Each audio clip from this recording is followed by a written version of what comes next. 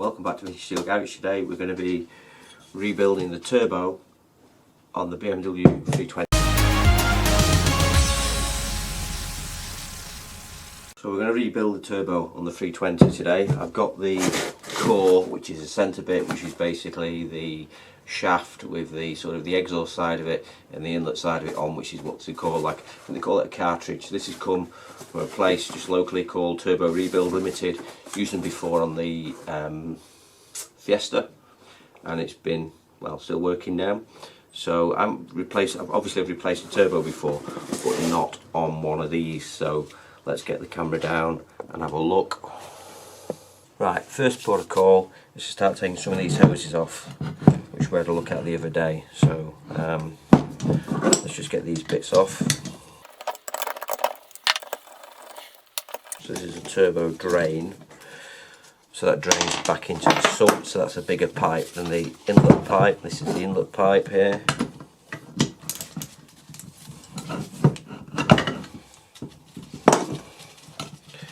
I did check these pipes flow okay, so it's just the actual turbo. Actually, we'll zoom in and I'll just show you the play that's on the turbo, just so you've got an idea what's going on there. Let's see if you can hear this. Alright, so if you show you and you can hear the sound of the clicking.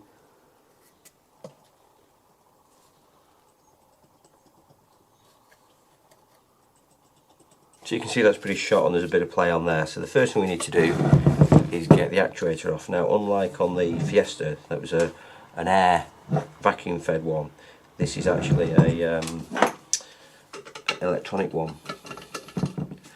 So we just need to start stripping this off.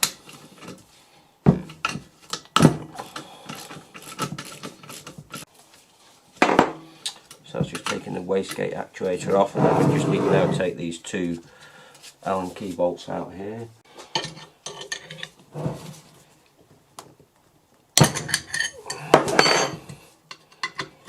They were nice and tight.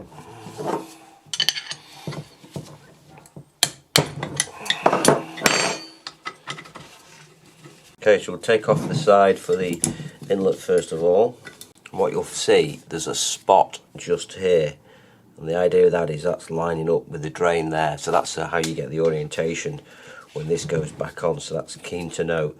Same on this one as well.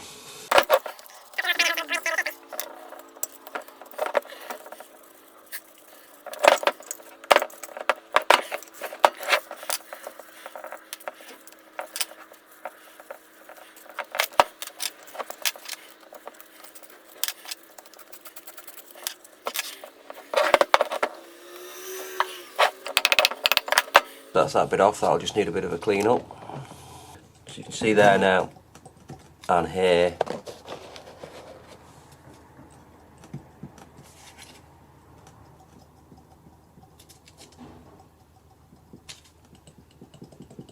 the play that we had.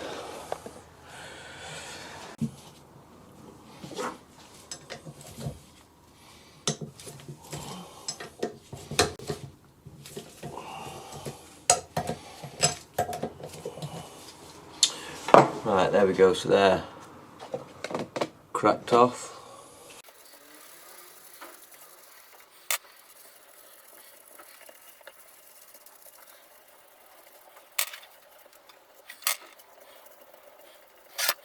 Now, as I'm not replacing this turbo, I don't mind just tapping it out with a brass drift. But if I was reusing it, I definitely would not be doing this. There we go. And it's out. So I've got a new one here.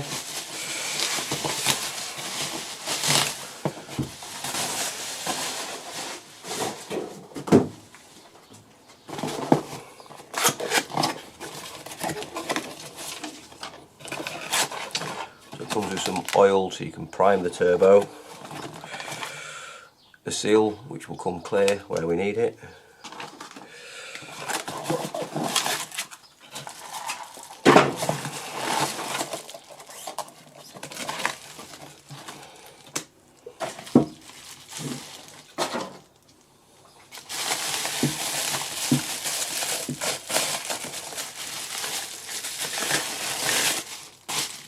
So here we go. Now that is obviously a very different animal. I might have to go back and check we've got the right one. Or does that need to be swapped over? Maybe. It's just got more complex, hasn't it? I'm going to have to see how this comes off. So somehow we're going to have to get this ring off. Okay, so I've had a good look at this, and what I'm thinking is if I can just gently, obviously this turbo is scrap, so you wouldn't have put it in the vise if it wasn't. What I'm hoping is I can just gently prise this upwards with a 3-leg puller. So let's see what happens.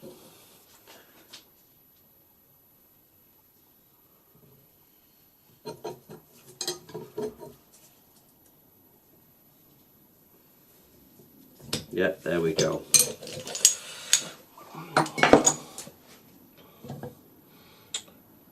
Yay! So this is quite a clever little thing. I haven't seen this on a turbo before. This is like a variable output, so the actuator, instead of having a normal wastegate flap as we saw with the Fiesta, this will just, I suppose when it's fully closed like that, if you can see, fully closed, then the turbo will be giving it as much boost as it can, and then when it doesn't want to boost, it will open like that and then just bypass. So yeah, quite clever little design. I haven't seen something like that before. Quite an intricate thing, isn't it? So that now can drop onto the new turbo. So this is just going to push onto here and align with that like that. Simple as that, basically. It's probably more the carbon that was holding the old one in place. Okay, so after much faffing around, I've got this sussed, and what you need to do is drop this into here first, because it drops into a recess. Put your washer on, your gasket, let's call it, and then align this tab here on the little cog there, and then just rotate it round. So it was a little bit of a faff, but we've actually got it to just drop in now. That's operating, and it just probably just needs a bit of a tap down just to sit snugly.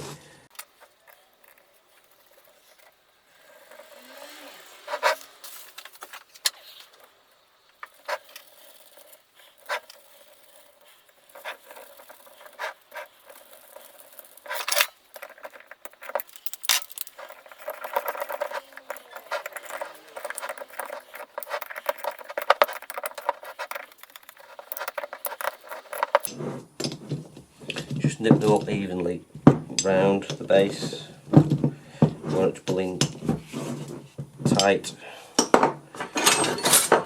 Right, so they're tight. I'm just going to nip them up a little bit more in the vise. They don't need to be ridiculously tight.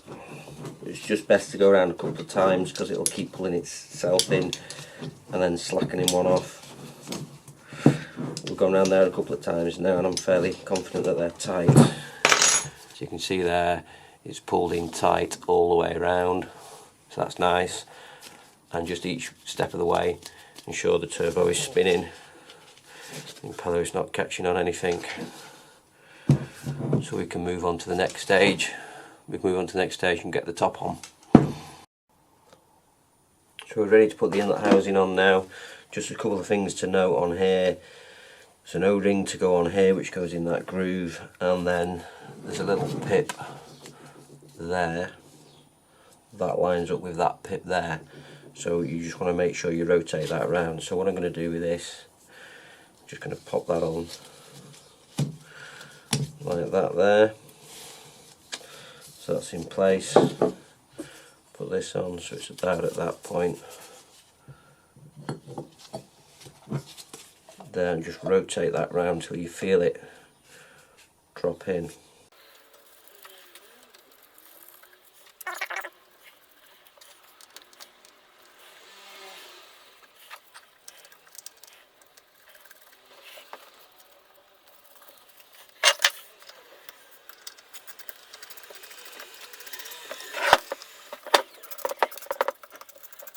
Turbo's all rebuilt now, still spins nice.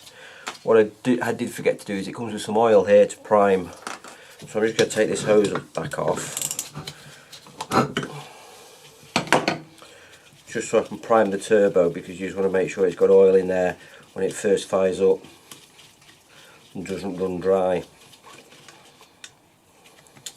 Now what I've done until we get the drain hose, which is that on underneath, I've just put the black bung in there. Remind me to take that off, else that could be rather disastrous. So we're just going to put this in here. Oops.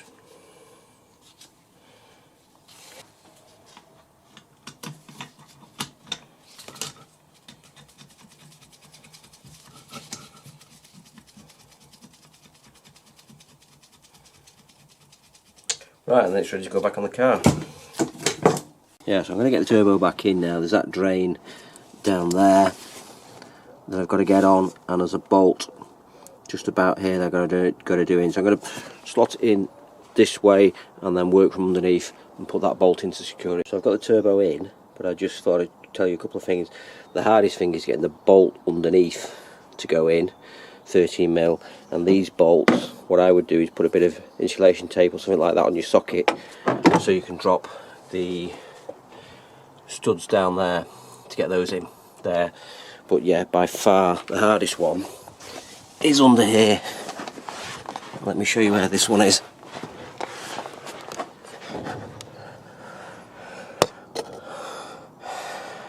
So that is that bolt there on that little tab,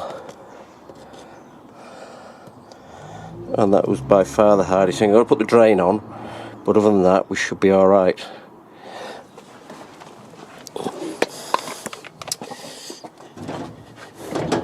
Hope you didn't see that on the drive there. That was a sneak preview of the next car.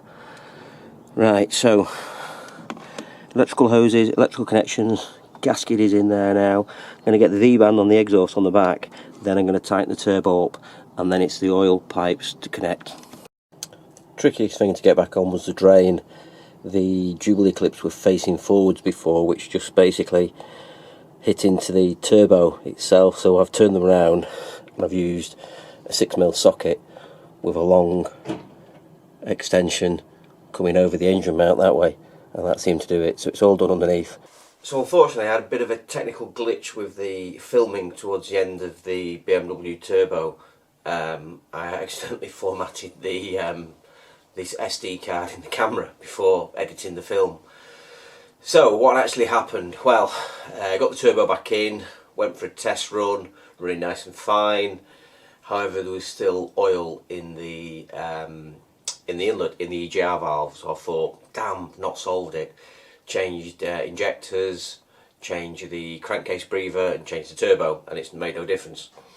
So I did the best advice I've told you before in all the other episodes. If you pay attention, basically go back in the house, have a think about it. So I thought about it for a few days, and then it dawned on me, after a lot of work on this car, changed a lot of things, and I've only driven 5 miles. There could still be oil making its way through the system, i.e. the intercooler. So I took the intercooler off and basically emptied it of about half a litre of oil. So obviously what was happening was the turbo was no longer leaking, but it was passing oil through the intercooler into the EGR valve. So took it off, cleaned it out with petrol, whizzed it through, put that back on. That was a moment of excitement when it fired up with the petrol vapour in. It revved up. Anyway, went for a test run, done about 150 miles, running absolutely perfect, better MPG than it's done for a while. Really, this car hasn't featured much on the channel, and the reason why is it's a BMW. It doesn't need anything, it just runs and runs and runs, and it's had a service, so it's a little bit boring really. There's nothing to fix on it. So because of that, and because it was running so well, I've sold it. So it's gone, and tune in for the next episode to see what I've bought and replaced it with, which will probably be loads of work. So, see you soon, bye for now, thank you.